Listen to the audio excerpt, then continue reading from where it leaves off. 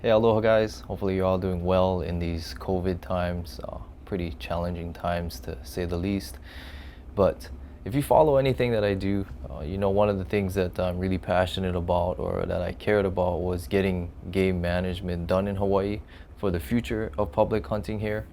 But what I didn't talk about is how maybe environmentalists in Hawaii, environmentalism and the native species and the endangered species always kind of seem to be at odds with the public hunting community here. So in this video, I want to talk about why environmentalists in Hawaii should support game management just as much as hunters in Hawaii do. Now, if you're an environmentalist, this is how I would start this video. One, if you're not going to be a reasonable kind of person who can listen to maybe a different point of view, or again, I repeat, what's maybe reasonable? If you think that we need to get rid of all animals here, all non-native animals here, just because they're detrimental in many environmental cases, and that if we get rid of all the animals, of course, going with that is public hunting, and you feel like there's no place for that in Hawaii, that there's absolutely zero. And if you want to be consistent, this would also probably include cattle ranching and those kinds of things that do modify lots of landscapes for non-native species resource for human consumption. If you feel that way, then this video is not for you. Who this video is for are for the reasonable people in the room who can maybe listen to a differing point of view and try to find the merits in what I'm about to say. And this is also goes for the public hunting community in Hawaii that, in my opinion, I have seen can be somewhat very exclusive in their view, just as much as the environmentalists are. So, again, for the reasonable folks, let me continue here. Now, to have a successful public hunting program, we need to have a successful way of how we manage these resources. So game management, what that would do is provide a fair and equitable way for the public to access the public resources, as well as conserve the habitat that those resources reside on. And what I mean by that is if we don't manage the animal numbers in a good way or a reasonable way, and what I mean by that is, you have enough animals so that people have fair and equitable access to them as a resource, but also you don't have too many such that it begins to diminish the habitat, and in turn the same synonymous with environment. It would diminish the environment, the vegetation that these animals need to live on. So we need good sound game management to keep both hunting good and also keep environment good. Now, when we're talking hunting and environment, I want to talk about some realities and some things that are real, and maybe some of the environmental rhetoric I feel out there, I call it rhetoric, you may feel differently, is not entirely true. And here's the reality. The reality is a lot of the landscapes in Hawaii are not native dominated forests or are not native dominated habitats or landscapes. A lot of it is modified into grasslands, exotic weeds, and all those kinds of things. And never in my course of doing the Game Management Advisory Commission or the dealings I have had trying to instate game management have I ever wanted to destroy native dominated landscapes purely for hunting purposes or for any other reason. If they're dominated and doing well and very intact native ecosystems, please protect that. I mean, the state law probably requires you to do so. What I am talking about, and if you're a reasonable person and you understand this, is when you drive around Kona or you go to Lanai, you see these places, it's all grassland, it's very dry, it's very highly modified, and it's probably not economical or going to make sense to ever restore these areas into native habitats. Although I will say some environmentalists believe we're going to restore the whole island and the whole state, I think that's a bit stretch and quite exaggerated of what the reality is. The reality is they should probably focus their priorities on the intact native ecosystems in those places. Don't leave those unprotected while going to try to plant trees and a bunch of cattle pastures that you hope will grow one day. I mean, this is just reality, right? So I've always tried to push for game management plans and furthering those things in areas like that, where it's not of this high native species ecological value. And I've always got pushback from the environmental community because they feel like every single acre needs to be recovered someday. It needs to be, this utopic view of the world. And that's just not true. It's not a reality, and it stifles all reasonable discussion towards game management. And it even stifles discussion where game management can help environmentalism, which I'm going to get into next. Now, I just explained these two different sides of landscape, so to speak, right? One side is native dominated landscape. We should probably protect and perhaps and most likely remove a lot of game or non-native game species that we hunt, herbivores that eat these plants and cause detrimental harm to them. But the other one I explained was very modified landscapes, non-native dominated landscapes where it's unlikely to recover, of low native species ecological value, and those things. Now, what we have in Hawaii right now, environmentalists may disagree with me, but this is the way I feel about it as a hunter, someone who cares about these game resources just as much as I care about the other resources, is that we manage both sides with the same kind of mindset of try to remove as many animals as possible in both mindsets, because that's what a lot of environmentalists believe. They believe that if we just kind of get rid of them all, we'll get step closer to a better world. And I'm here to disagree with that. But what I've also seen is that would say that we should eradicate everything. And when I bring up that word, let's just eradicate everything, I get from the environmental community, no, we don't want to eradicate everything. So maybe some of them are reasonable. And for those reasonable folks, well, what do you mean by not eradicate everything? Maybe we should, these non-native dominated landscapes here, maybe we should find ways and plans to keep them reasonably here, keep animals reasonably here so we can have public hunting. It's a very good recreational thing. It provides a protein resource on the land. It may even add value to the land that you otherwise aren't going to do anything else with, really. And it's very natural to go hunting. It's very, I don't know how to say it, very in the spirit of keeping something natural and wilderness. Because the alternative might be development or maybe big agriculture or something else that would definitely modify it from its natural intrinsic quality that maybe a lot of environmentalists like. But it may not be reasonable to be fully restored to native landscape. It may not be very economical or smart given other priorities of actual native dominated areas. So if you care with keeping animals in non-native dominated landscapes for hunting, then let's work on plans there. And a plan there would look like, well, how many animals can we keep? What kind of habitat it looks like, this and that, and decide, take limits and all these kinds of things. Maybe male to female ratio of the species, the reproductive rate, what the habitat looks like, all those things. That's all game management. These are all things that the hunting community that I've been trying to represent have been asking for. Because if we don't responsibly do those things, what we see today in some of our hunting areas is we do have overpopulation issues in our hunting areas. And we have maybe underpopulation in some, but I'd say, overpopulation seems to be more visible to people. So we'll just kind of touch on that. But we're going to have to circle back to this overpopulation idea because I want to talk about the next section, which is what about the native species dominated landscape, right? The places that you want to protect. Now, historically, the department, the state, the DLNR has always taken the view of, well, we just lift the bag limits in these areas. Just get rid of the bag limits, right? Hunters go kill as many as you can because the goal is to eradicate them all, right? So why restrict hunters in any way, right? Why just deregulate hunting?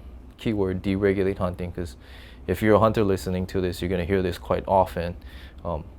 Always something brought up with the officials every time I talk to them about this, but they say, well, we want to deregulate hunting, just make it easier. Key official always tells me, Ryan, you guys don't need game management. What you guys want is deregulate. If we just let you guys go hunt as much as you can, do whatever you want, kill as many as you can, you guys are going to be happy. And obviously, we don't need a game commission to do that. There's more to it than that. But unfortunately, this specific individual tends to feel that hunters are simple or perhaps dumb in that approach. I digress. But anyway, what I'm gonna say next is simply lifting bag limits do not work in Hawaii. And this isn't a generalized statement. I'm just gonna say it again. Simply lifting bag limits do not work in Hawaii. And let me explain that for you guys. So there's even scientific published papers on this topic. And use an example. The greatest example we have is Mauna Kea, right? We have to eradicate sheep on that mountain because of a federal court order in which the Sierra Club and Audubon Society sued the DLNR successfully to protect the endangered species Palila bird. That is, the sheep are eating the momani tree, so therefore you better go and eradicate all the sheep. Fine, whatever. I'm not here to say good, bad, or whatever. It just is what it is. That's a fact. So the department lifted bag limits there, and a few scientists went and studied that. Over a course of time, they lifted bag limits, but in a specified amount of time, sheep populations seem to have increased. This may have been, this would be prior to 2003 roughly, perhaps, when they changed the shooters in the helicopter and some dynamics changed there. But that they lifted the bag limits for this long period of time, but it didn't seem like populations of sheep were decreasing or perhaps maybe even increasing in some areas. And it was kind of proven to be true, and there are other examples I can point to. But how is that? How can you lift bag limits for hunters and yet the population grows? This is why you need game management. See, lack of game management is lift the bag limits, leave hunters to their own devices and don't manage, don't look at it, don't actively look at data or anything. But what about this scenario, which happens a lot? In the hunting community, I grew up under this, I'm guilty of it as a young man, but older in life I had to change my views on things, is they generally, if left to their own devices, they tend to skew their take toward the males of the species. So if you have a deer hunt, no bag limit, you'll see more bucks killed. You have a sheep hunt, no bag limit, you'll see more rams killed. Have a goat hunt, no bag limit, you'll see more billies killed. And why is that? If you're a non-hunter or an environmentalist, you may not understand why that is. Some of it is because some deep-rooted thing where we just don't shoot females of the species. Some of us as young kids were taught this. That needs to change. So if you're a hunter, you need to change that view. You need to understand the bigger picture and things. But maybe some of it is that maybe the males are dumber or easier or more prevalent, whatever the case. But this is what happens. So when they kill all the males only and no other survivability factors on the females or on the offspring, say I have 5 sheep here, 5 rams here, 5 ewes here. I kill 4 rams, I still got 1 ram left. This 1 ram can still breed these 5 ewes and make theoretically 5 lambs that year. Well, I only killed 4 rams here. But I got 5 lambs here, including the ewes.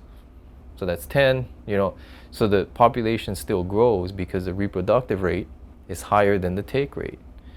And what happens is when you get a skewing of a lot of females to males, this reproductive rate can climb and the hunting cannot catch up because if left to their own devices, lift the bag limits, they kill a lot of males and not a whole lot of females. Now, this is just a generality. There's a lot of hunters, I see them on the post, on the social media, on Molokai and stuff, they're killing the does. On Lanai, they shoot the does because they know the reproductive rate is something you need to control the population. But it has been rare to ever see the DLNR do a structured doe hunt. Now we got a few on Lanai and we got the ewe hunt on Lanai, that's one example. But I've almost rarely ever seen it elsewhere. We did have a few years in Pu'uawa on the Big Island where I did request to the manager about looking at nanny hunts and looking at ewe hunts just to control the population.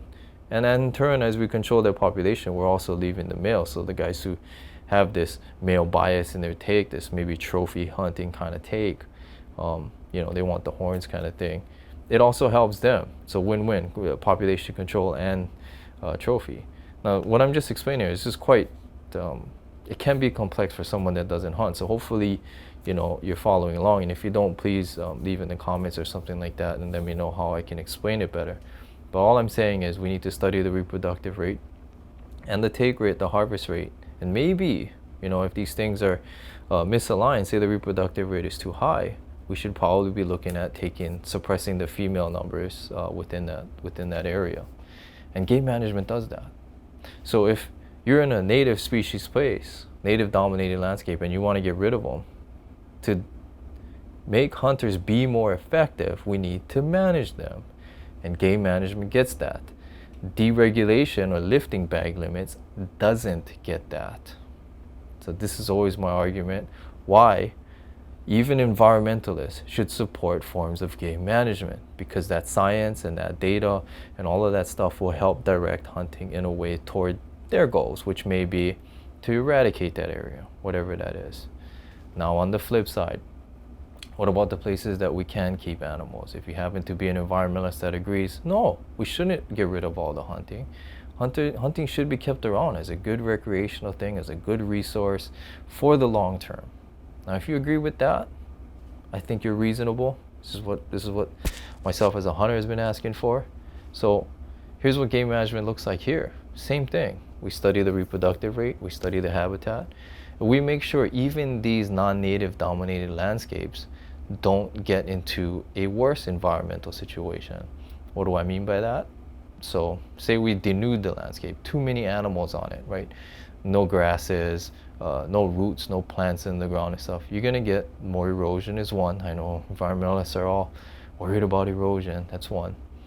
And the second one is, we're gonna, on the hunting side, you're gonna get skinny animals, pure nutrition. If guys are into the horns and stuff, you're gonna see the trophy or the age class of animals decline. Their survivability just isn't gonna be as good. They're just not gonna be as healthy. So that it hurts both people. So we need to manage those numbers if you have too many in that case. But what about the situation of having too little? Now, if we have too little, maybe hunters don't want to go hunting there. So it doesn't create the kind of revenue to maintain a program. That's one, right? They lose interest in things. And, if the goal was to keep public hunting around, we're not meeting that goal. We're shrinking.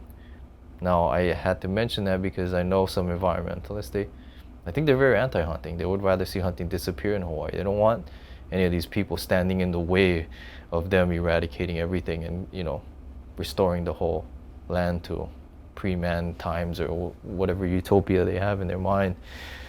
But the second thing is, too little, the grasses may grow, the underbrush may grow, and in the next drought, a lot of these places in Hawaii, we have a pattern of wildfire regime. And it happens not just by humans starting it, but even just by lightning striking the ground. There's a history of this. So say we have too little animals in a place that's got a lot of flammable grasses. Drought comes, lightning strikes, grasses light up. What happens when these grasses are adjacent to fenced areas that may also be dry and all these things? So if we let ground cover grow too crazy, one, the land becomes a place that we can't walk to and it's kind of useless. It's a lot of weeds and stuff. But the second thing is it could be a huge fire hazard, which may even threaten the native species and the things that you're trying to protect inside in adjacent fenced areas if the fire were to get that big. And there's examples of that too, of fires creeping into fences and destroying those things. It's well documented through the environmental community that wildfire in these dryland areas is a significant threat to their native plants or species inside of the fences. So we need to manage these places outside of it so it doesn't happen. Making sense here? So if that makes sense to you guys, or even if it doesn't, send me some questions to try to clarify that. Hopefully that makes sense. And then for the hunters, hopefully I were able to educate you on maybe a different way of looking at game management. I know a lot of hunters tend to look at game management as just like, do I have big rams or do I have big bucks, whatever. Don't know how to say it. I think, if you want to push game management in Hawaii, I think you need to have a very big picture approach. Look at everything, maybe not just your trophy motivations or what it means hunting for you, rather what it means for everybody, environmentalists, hunters, general public as well, having public access to public lands and stuff.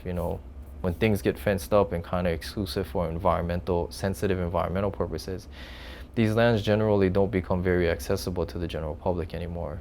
However, hunting lands stay quite accessible. You can go biking, hiking, take your dog walking, all these kinds of things. So I think as time goes on and more money and funds get shifted to environmental purposes and grows their fences and maybe those things, we should recognize or be very aware of, we don't want to lose wild spaces or open spaces for the public to access and recreate on as well, because there's a sense of social health, societal benefit to those things. We can't just, this is my view, we can't just fence away and protect everything to death while we forget about the social values and maybe even the economic value of some of these recreational things that we could do that is not allowed in the sensitive areas. So as much as we work here, we should work here. That's all I'm asking for as someone that was on the commission. I'm not on it anymore. I've got my own reasons I can explain, but a lot of this stuff is so political. It's ridiculous. I can't even explain it. That would have to be a whole nother video. But hopefully this video makes sense to you guys, is reasonable, and this is where I stand. I'd like to be reasonable in this approach, but doesn't the past of the way things were and the trajectory that I see in the future, it doesn't look that way. So hopefully me putting out this information can change a few more minds. And if you guys are inclined to, please share this message with others, so hopefully we can educate our community as a whole. All right, with that, aloha guys. Catch you guys in the next one, and take care.